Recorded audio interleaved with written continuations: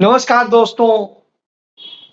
क्या आरएसएस के साथ जो जुड़ता है या जो आरएसएस का होता है या जो भारतीय जनता पार्टी का होता है वो पलटू राम ही होता है?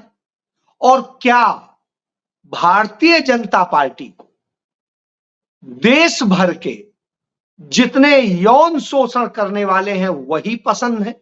नरेंद्र मोदी की पसंद ही यौन शोषक है?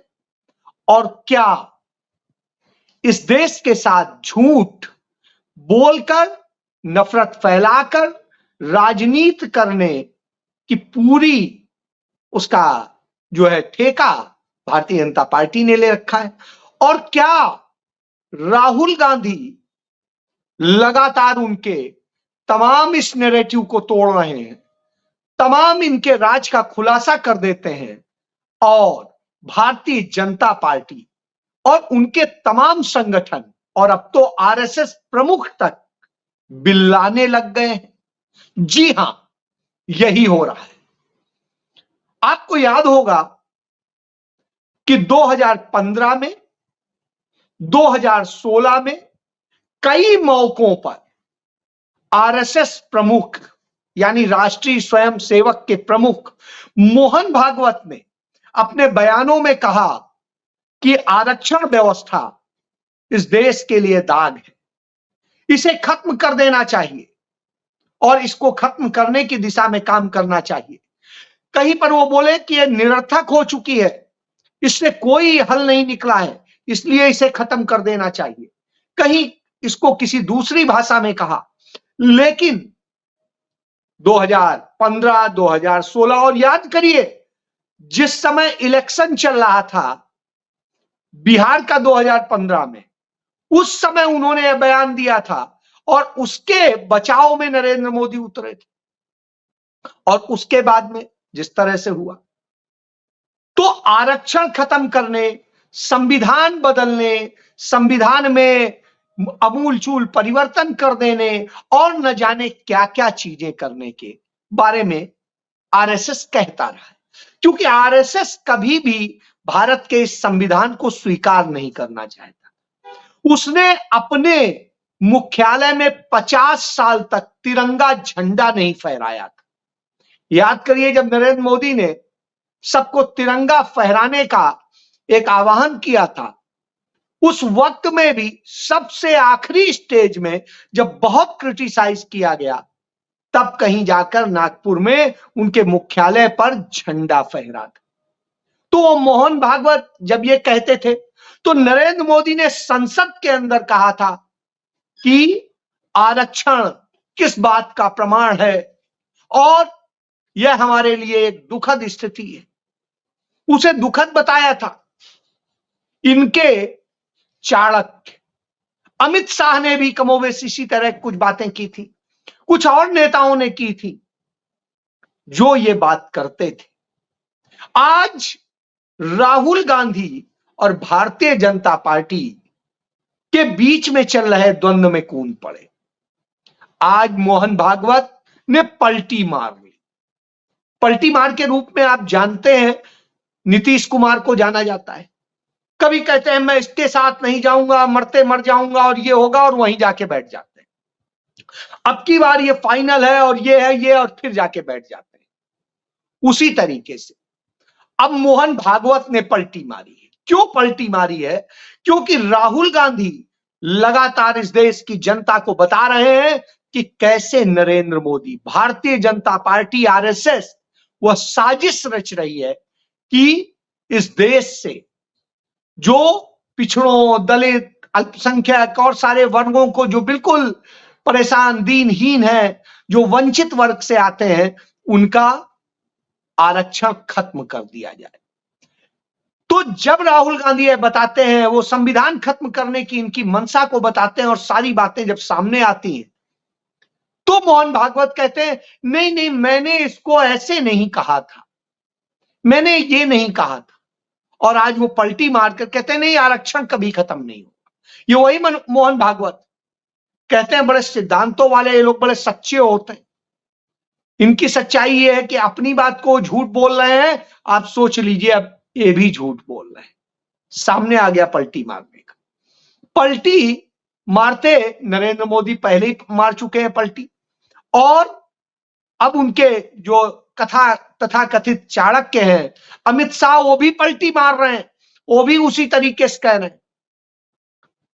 तब जब वो ये कहते हैं, तब राहुल गांधी कहते हैं कि दिल्ली वाले अंकल और उड़ीसा वाले पटनायक साहब दोनों का जो मेल है, जो उनकी शादी है, वो कैसे पूंजीपतियों के हाथ में खेल रही है, क्या क्या खेल हो रहे हैं उनके बारे में वो बताते हैं। और तब एक और चीज सामने आती है कि नरेंद्र मोदी ने कैसे साजिशें कर करके ये खत्म करने का काम किया, क्योंकि इसको खत्म करके ही उस पूंजीवाद को स्थापित किया जा सकता है। तो नरेंद्र मोदी ने इसको बताया कि कैसे खत्म करना है। सॉरी, राहुल गांधी ने बताया ये कैसे नरेंद्र मोदी खत्म कर रहे हैं। तो राहुल गांधी ने जब यह बताया कि किस तरीके से पीएसयू बंद हुए, बेचे गए, कुछ को और ट्रांसफर किया गया, कुछ का जिस तरीके से कॉन्ट्रैक्ट पर लाया गया और दूसरी चीजें की गई, इससे हुआ क्या? इससे अनुसूचित जाति, अनुसूचित जनजाति, उससे वर्ग से जुड़े हुए लोग और जो तमाम सारे वंचित वर्ग के लोग आरक्षण पाते थे, उस आरक्षण के हक से चले गए। इस तरह से लाखों नौकरियां खत्म हो गई और आरक्षण वर्ग से मिलने वाली वो नौकरियां खत्म हो गई। इसके बाद में तमाम पद खाली छोड़ दिए, जिससे धीरे धीरे वो खत्म होते रहेंगे और वो नौकरियां खत्म होती रहेंगी, और हर सेक्टर को प्राइवेट सेक्टर में देंगे, जिससे वो पूंजीपतियों को लाभ होगा और उन्हें रिजर्वेशन नहीं देना पड़ेगा। तो इस खेल को आप समझ लीजिए, यह खेल रचा गया। जब इस खेल का राहुल गांधी खुलासा करते हैं तो सब परेशानी हो जाती है, और ये परेशानी इसीलिए होती है क्योंकि इनके पलटू होने का वो खुलासा कर देते हैं। आप याद करिए, इन्होंने अभी अभी टिकट दिया है, प्रमोद महाजन की बेटी को काट करके दिया है और कहा है कि हम ऐसे व्यक्ति को दे रहे हैं जो आतंकवादियों के खिलाफ लड़ता रहा है, अभियोजन के केस करता रहा है, प्रोसिक्यूशन करता रहा है। और जब यह कह के उन्हें टिकट देते हैं तो वही उज्जवल निकम है जिन्होंने यह बयान दिया था कि कसाब ने बिरयानी की मांग की और बिरयानी खिलाई गई। अब वो इसी बात को कहते हैं कि नहीं, मैंने तो यूं ही कह दिया था, उसने कभी भी इसकी डिमांड नहीं करी थी। यानी अपनी बात से उन्होंने कैसे पलटी मारी है, या तो उसने किया था या नहीं किया था। अब यदि किया था तो बताइए, नहीं किया था तो बताइए, क्योंकि यदि किया था तो आपने उसे प्रोवाइड कराया होगा, और प्रोवाइड कराया था तो बताइए, और नहीं किया था तो बताइए। तो कहते नहीं नहीं, उसने कोई वो नहीं किया था, मैंने तो ऐसे ही अखबारों में सुर्खियों के लिए ये बोल दिया था। जब वो ये कहते हैं तब हमें याद आता है कि इन्होंने तो आतंकवादी में एक ही केस लड़ा, वहां कानपुर में एक कमलेश शर्मा है, उन्होंने 9 केस आतंकवादियों के खिलाफ लड़े। भारतीय जनता पार्टी उन्हें भूल गई। वो कहते हैं हमें भूल जाती है, हमें नहीं टिकट देती, कहीं बाहर से बंदा ला करके वहां उतार देती है जिसे पूरी भाजपा में कोई पहचानता नहीं, और यहां कहते हैं कि हम उस कारण से दे रहे हैं। यह सिर्फ कुछ पूंजीपतियों का खेल है, क्योंकि उज्जवल निकम तमाम पूंजीपतियों के लिए भी प्रोसिक्यूशन में कैसे मदद करते थे, यह भी सामने है। इसके बाद में भी और बहुत सारी चीजें हैं। जब ये सब चीजों पे चर्चा हो रही होती है तो निश्चित रूप से लगता है। तब एक और आता है कि नरेंद्र मोदी कैसे पलटी मारते हैं, उनकी भारतीय जनता पार्टी कैसे पलटी मारती है, हमने देखा है। चाहे हरियाणा में संदीप सिंह हो, जिसे मंत्री बनाए रखा गया, तब भी जब उसके खिलाफ चार्जशीट हो गई कि उसने यौन शोषण किया है और वो यौन शोषण करता था, बावजूद इसके बनाए रखा नहीं। याद करिए कि ब्रजभूषण शरण सिंह को आज तक वो भाजपा का सदस्य भी है और टिकट का दावेदार भी है, सांसद भी है, उसके खिलाफ भी चार्जशीट हुई और यह आया कि उसने यौन शोषण किया है कई महिलाओं का, लड़कियों का। आप चाहे इनके विधायक सेंगर को ले लीजिए उन्नाव में, उसने जिस तरीके से गैंगरेप किया था और सब कुछ किया था सामने है। इसके अलावा इन्हीं के पूर्व गृह राज्य मंत्री चिन्मयानंद ने जो किया था वो भी सामने है। और यही नहीं, इसके अलावा बहुत सारे लोग, जब इतने सारे लोग हों तो आप समझ सकते हैं उन सबको संरक्षण देने का काम करते हैं, तो एक और संरक्षण दे दिया। कर्नाटक में देवेगौड़ा के पोते, जिनके 1000 महिलाओं के साथ अश्लील यौन रिश्तों के वीडियो वायरल हुए, और उसके अलावा करीब 3000 महिलाओं के साथ के उनके यौन शोषण के मामले सामने आ रहे हैं। 3000 ऐसे व्यक्ति को भारतीय जनता पार्टी अपना एनडीए का कैंडिडेट घोषित करवाती और प्रधानमंत्री उसके साथ फोटो खिंचवाते हैं, गर्व महसूस करते हैं। अब आप सोचिए, जिसके साथ यौन शोषक के साथ फोटो खिंचवा के प्रधानमंत्री गर्व महसूस करते हैं, तो आप जान लीजिए कि क्या चाल चरित्र और चेहरा है। क्योंकि पलटू तो है ही, यह भी सामने आ गया कि कैसे वो बलात्कारियों के और सबके साथी हैं और कैसे वो यौन शोषकों के साथी हैं। तो यह सब कुछ सामने आने के बाद आप देखिए, इसके बाद में वो तो जर्मनी भाग जाता है रातों रात। जैसे ही ये सारी चीजें सामने आती हैं वो जर्मनी भाग जाता है।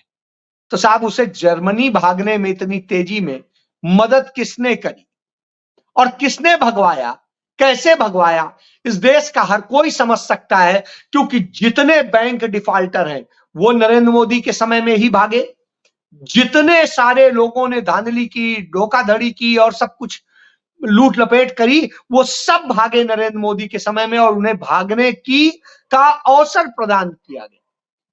फिर जितने भ्रष्ट थे उन्होंने इलेक्टोरल बॉन्ड ले लिए, जिन्होंने कालाबाजारी की उन्होंने इलेक्टोरल बॉन्ड ले लिए, जिन्होंने नकली दवाएं सप्लाई की, जिन्होंने टीके ऐसे सब स्टैंडर्ड लगाए, जिन्होंने तमाम तरह से और वो किया, लोगों की मौत का कारण बने, उन सब ने पैसा दे दिया नरेंद्र मोदी को इलेक्टोरल बॉन्ड के जरिए।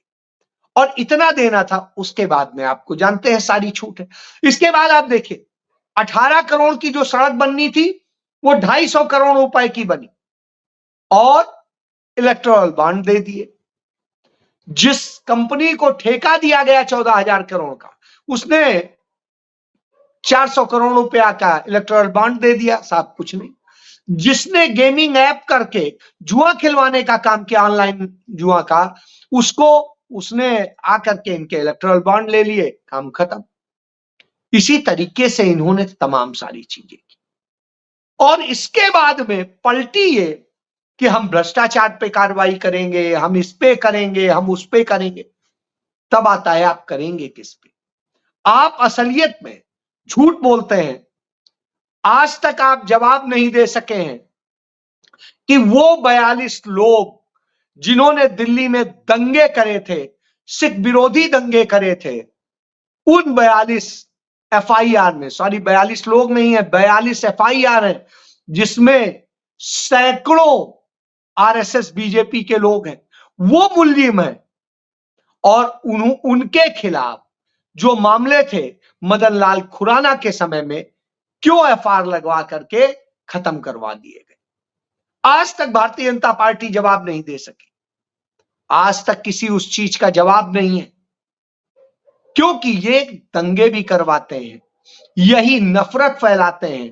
याद करिए, अमृतसर में जिन दिनों बीड़ी सिगरेट रोकने की बात हो रही थी, धर्म के मुताबिक वहां पर उसकी मनाही थी, तब भारतीय जनता पार्टी आरएसएस ने हरवंश लाल खन्ना के नेतृत्व में एक रैली निकाली थी और उसमें कहा था बीड़ी सिगरेट पिएंगे, शान से जिएंगे, और चुनौती दी थी।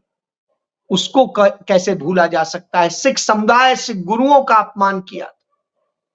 जिस तरीके से साजिशें रची गई हैं, वो साजिशें बताती हैं कि किस तरीके से भारतीय जनता पार्टी खेल करती है। इस खेल को जब आप समझेंगे तो आपको समझ में आएगा कि कैसे कैसे बदनाम करने का खेल चलता है, कैसे कैसे चलता है। इससे आप समझ सकते हैं। इसके बाद में जो इनका खेल है वो लगातार है कि संविधान खत्म करना है, वो खत्म करना है, लेकिन उसके बावजूद ये कभी भी उसकी बात नहीं करते हैं कि सच क्या है और सच को बताएं। तो ऐसी स्थिति में राहुल गांधी बोलते हैं, जो प्रफुल्ल पटेल पर भ्रष्टाचार के तमाम आरोप लगते थे, याद करिए, उन प्रफुल्ल पटेल को गले लगा करके, उन्हें अधिकार दे करके, उन्हें लूटने का धंधा भारतीय जनता पार्टी ने दे रखा है। लेकिन राहुल गांधी की दहाड़ उन्हें डरा देती है। भारतीय जनता पार्टी, नरेंद्र मोदी, उनके चाणक्य और आरएसएस प्रमुख राहुल गांधी के एक बयान पर डर जाते हैं और जवाब देने लगते हैं, उलट पुलट कहीं पर भी कुछ हो। तो वही हमें देखने को मिल रहा है कि अब राहुल गांधी जैसे ही उन्होंने उड़ीसा में इनका खेला जो है खराब किया, वैसे ही तुरंत मोहन भागवत भी बोले, अमित शाह भी बोले, मोदी भी बोले, सब बोलने लग गए। और इसके बाद में जैसे ही उन्होंने तमाम और खुलासे किए, दमन आए, वहां पर उन्होंने किया, उसके बाद में फिर भगदड़ मच गई, क्योंकि सबको पता है कौन सबसे बड़ा शराब माफिया है, ड्रग माफिया है, क्या क्या है। तो इससे आप समझ सकते हैं भारतीय जनता पार्टी ने इस देश को कहां धकेल दिया है। तो राहुल गांधी ऐसी स्थिति में उस इंसाफ की बात करते हैं जिस इंसाफ की इस देश के लोगों को जरूरत है। अब ऐसे में तमाम छद्म खेल होते हैं, तमाम तरह के खेल चल रहे हैं, नैरेटिव बदलने की कोशिश हो रही है, लेकिन इस देश की जनता मुद्दों से भटकने को तैयार नहीं है। वो पूछती है कि वो 2 करोड़ रोजगार हर साल कहां है, वो 15 लाख कहां है, वो महंगाई की मार उस पर क्यों बात नहीं है, क्यों चीन पर बात नहीं है, क्योंकि नरेंद्र मोदी की गारंटी चीनी प्रोडक्ट की तरह है, उसकी गारंटी चीनी ही है। तो आप समझ लीजिए, इसलिए अब यह जनता सवाल करेगी, और यह चुनाव जनता का चुनाव है, किसी व्यक्ति का नहीं। और राहुल गांधी उसके सिंबल है, और वो सिंबल आज लड़ रहा है। तब फड़फड़ा रहे हैं नरेंद्र मोदी, ये बताता है कि इन्हें अब हार का इतना डर लगने लगा है कि इसीलिए बार बार पलटी मारने लगे। जय